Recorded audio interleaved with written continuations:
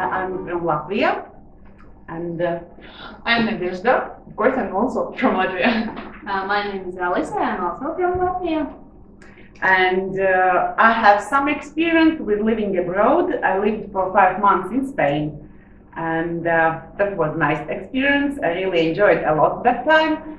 And well, there were some difficulties, of course, but it's nothing so huge, and I managed that. And I really would love to have some experience more to live somewhere abroad, and so I will do it. I can promise myself and to all people as well. Yes. Okay, so I can tell that I haven't been lived abroad. So yeah, I don't have any experience with that. I also haven't got such an experience because I have lived abroad only 2 weeks, and I think we can't count this. But for example, in the future, I would like to do it, of course, for sure. Well, I'm Alfonso. I'm from Spain. I have never lived abroad, but I visit some countries from Europe, from America, and the experience is great for me. I'm Maria. I'm from Spain. I have lived abroad, and that was a very, very nice experience for my life. Hello, my name is Andrea. I'm from Spain. I have never been abroad, but I would like because I love traveling and also meet new culture. My name is Ana Vlasic. I'm from Serbia, and I have never lived abroad, although I have traveled. Okay, my name is Maja Lejsanovic. I am also from Serbia, representing the TED platform. I lived abroad a few years ago. It was not an EU country, it was Turkey. It was for 3 months international student internship, and it was a really very good experience. Hi, my name is Saša Petronijević. I come from Serbia. I have traveled a little bit, but I have never lived abroad.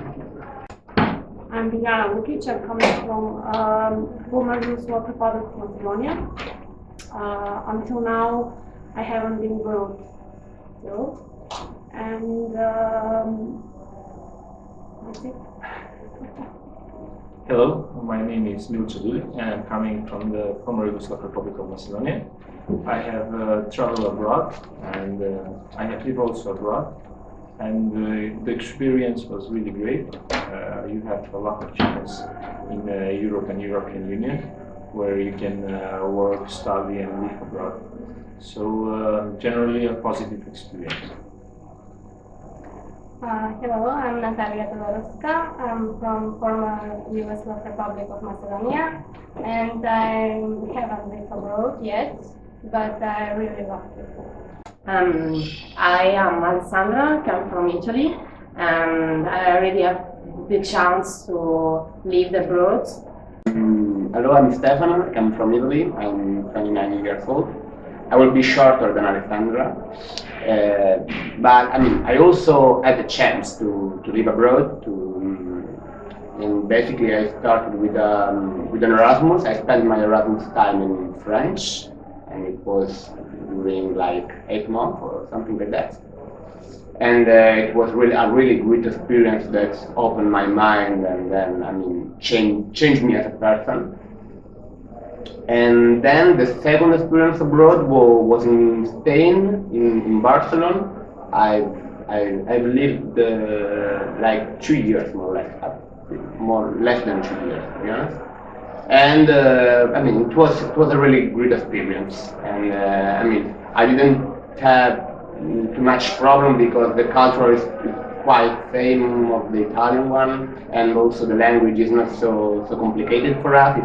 It's always Latin language, so it was. I mean, I didn't have any problem, let's say, and it was a really important experience in my life.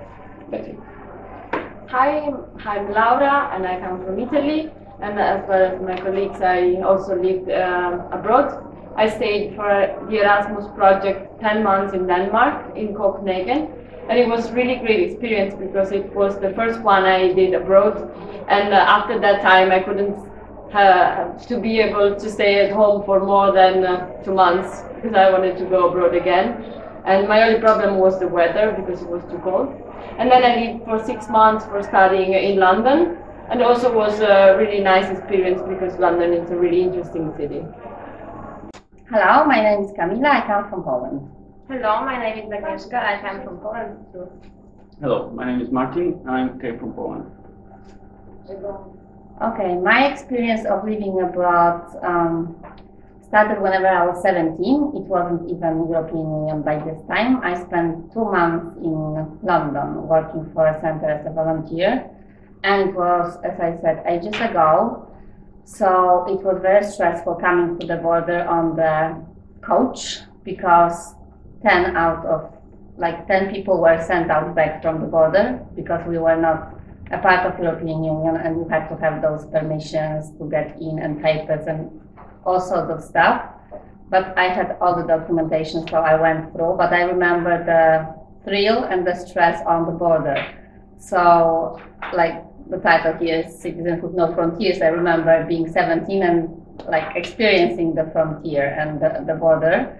And then I was in Belfast 2 years before Poland joined European Union, and I spent half a year working for Cross Community Center, and I loved it. It was in the so-called troubled areas and paramilitary areas of Belfast, but people were very friendly and very supportive, and it was a very good experience. And then I was in Belfast again for 3 months with my little daughter. And again, I could experience the hospitality and the way people, she had a birthday, so all the neighbors came with some little snacks and stuff. So apart from the fact that I was missing my family and my home, I always loved meeting new people and also not visiting for a moment because I travel a lot, but living in a different environment gives you some sort of new experience, and I always like it. Hello. My name is Ingrida from Lithuania. I haven't lived in abroad and not yet have experience. Okay, hello, my name is Miroslav, I'm from Lithuania. I lived 2 years abroad. It was in the United States. The main reason why I go, it was the curiosity. I just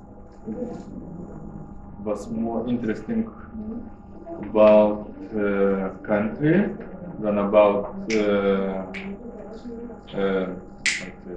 salaries.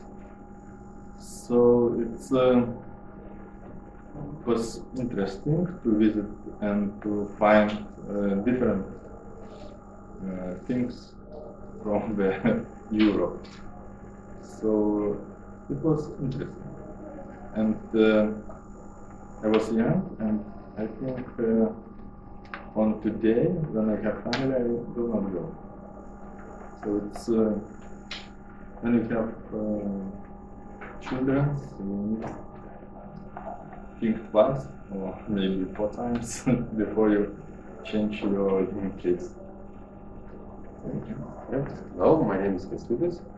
I lived abroad several years in the United States. I studied there and also did some research.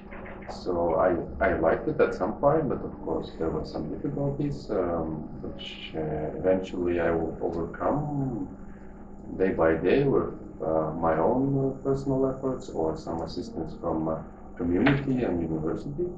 So I liked it. Probably would go again if there would be some short-term visit, but probably wouldn't move right there. My name is Katarina. I am living in the Czech Republic. I should say that it's my, let's say, second experience of living abroad. For the last 5 years I'm living in the Czech Republic. Originally I'm from Russia. I also had experience of living in Greece because of my research. I can say that due to the fact that I'm affiliated with European youth movement and with non-governmental sector, It's the experience of living abroad for me is always nice because I'm always prepared and I'm coming prepared to live abroad. I'm Kadri, I come from Estonia. I have lived abroad. Hi, I'm Krista. I'm also from Estonia, and I also have no experience living abroad. Hey, I'm Marie. I'm from Estonia too, and I don't know if it's living abroad, but I spent my last summer in Barcelona. Hello, I'm Janet from Bulgaria. I've never been living in another country, in a foreign country, for a long period of time. Hello, this is Galina from Bulgaria. I am 24 years old. I have experience living abroad. I've lived in the UK for 3 months where I did my Erasmus program. And I also lived in Germany, in Berlin, for 1 month. This is my only experience living abroad, and it was a very fruitful and very positive one. I am very happy with my experience abroad. Hello, I'm Cynthia from Romania. I have traveled a lot, but I've never lived abroad. I have been in Israel for 2 months, so we can say I spent some time abroad. It was a great experience. I learned a lot and I met a lot of people from different cultures, different religions. And I think this was very important because I learned how to be more tolerant, and I learned how to study together with people who are different from me, who have different ages. And I think this is something that each of us should do in their life. Hello, my name is Margareta Cuchiliane and I'm from Romania. No, I never lived abroad, but I traveled a lot, and it was an amazing experience because it made me realize that the world is not only my hometown, my country, but it's so big and so interesting and so amazing. Hello, my name is Cătălin. I'm 24 years old. I'm from Romania. Although I have traveled in a few countries in Europe, I have never lived abroad. Traveling in a few countries from Europe, it was a great experience for me, but I really want to do more, and if I get the chance or the opportunity to live abroad, I will definitely go. Hello, I'm Eva, I'm from Greece, and I have never lived abroad, so I can share with you my experiences. Hello, my name is Sofia and I am from Greece. I have never lived abroad. Hello, I'm Jota. I'm from Greece and I never lived abroad. So my name is Miguel from Portugal, and even I never lived abroad and I never had any experience living abroad. I already traveled a lot, and I can say you that it is an amazing experience.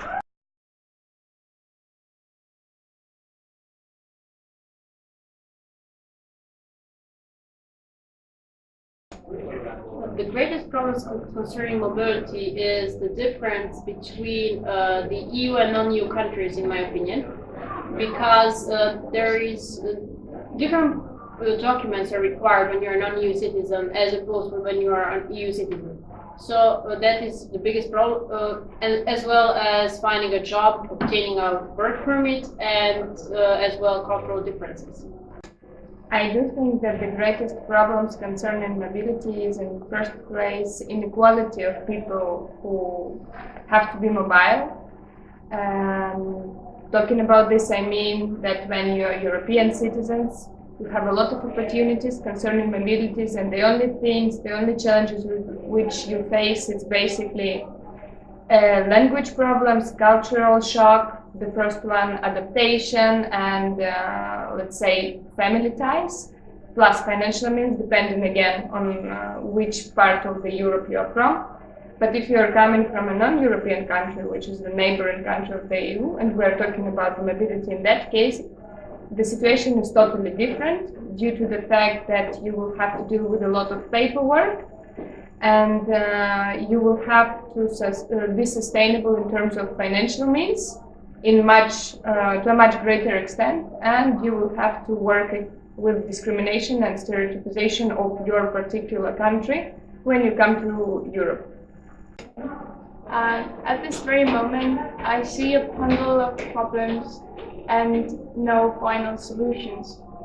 As according to the surveys, the main obstacles that concern mobility are family separation, dealing with necessary administration formalities, cultural differences, and a language barrier. And I think that whatever we decide here, how to overcome those obstacles, the real effective mobility depends on the effort of the individual. I think that the bigger problem concerning to the mobility is the language lack.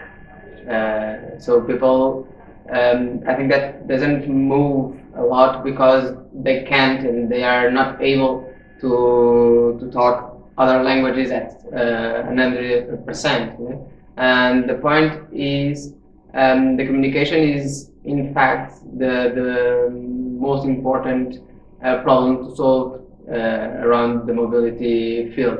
However, the support that the public institutions at a national and European level are making is not sufficient. It's not enough to support the mobility around all around Europe and also all around the world.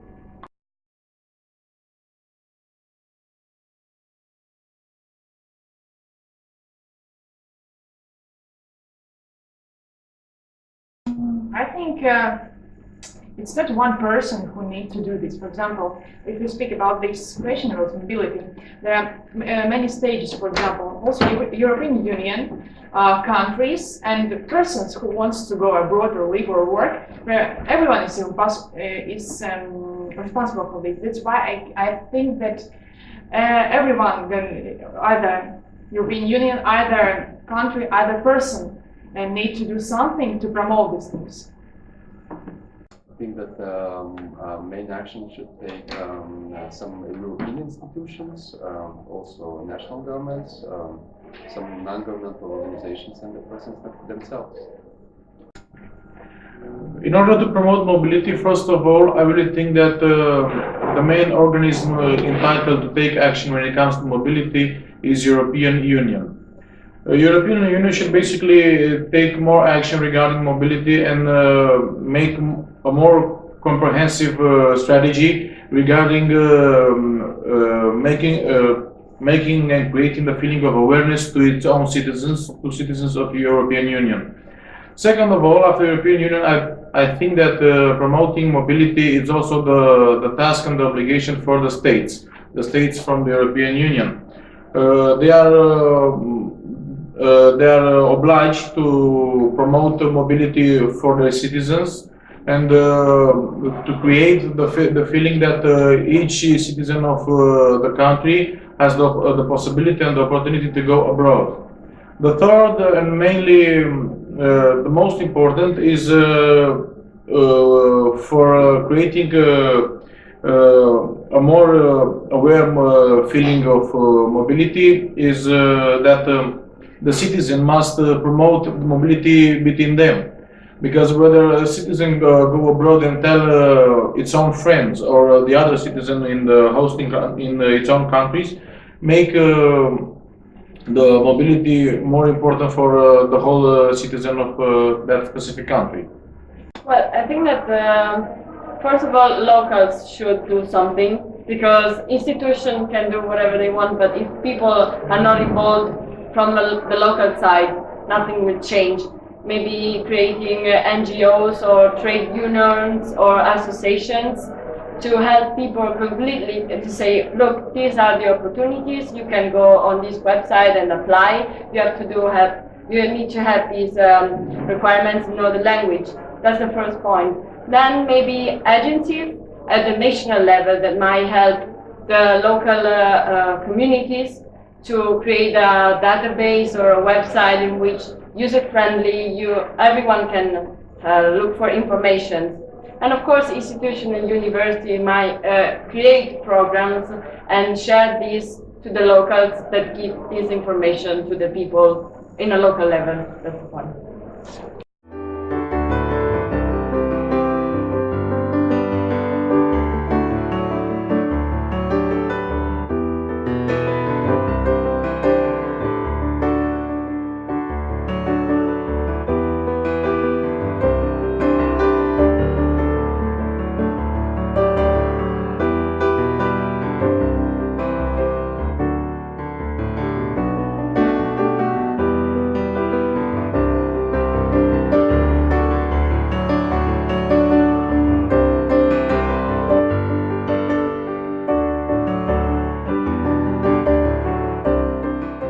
Well, the Declaration of Mobility, of course, it will be very useful, especially for the people in the European Union and geographically Europe. And this project is helping the people of these countries who is participating, but also the countries who will see the website that we're going to develop by this project. And of course, the declaration will contain really useful things about life opportunities like working, studying, and how easy to go to another country for that decision. So definitely will help the youth to move on in the world, to be successful and to change something in their own life.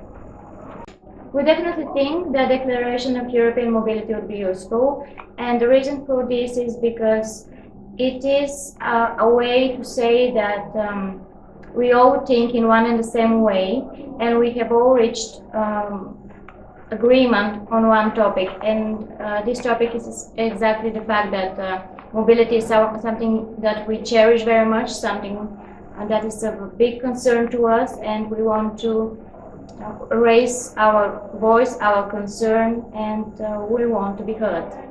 Yes, I do, because I think that this is a good opportunity to increase the mobility around the European Union.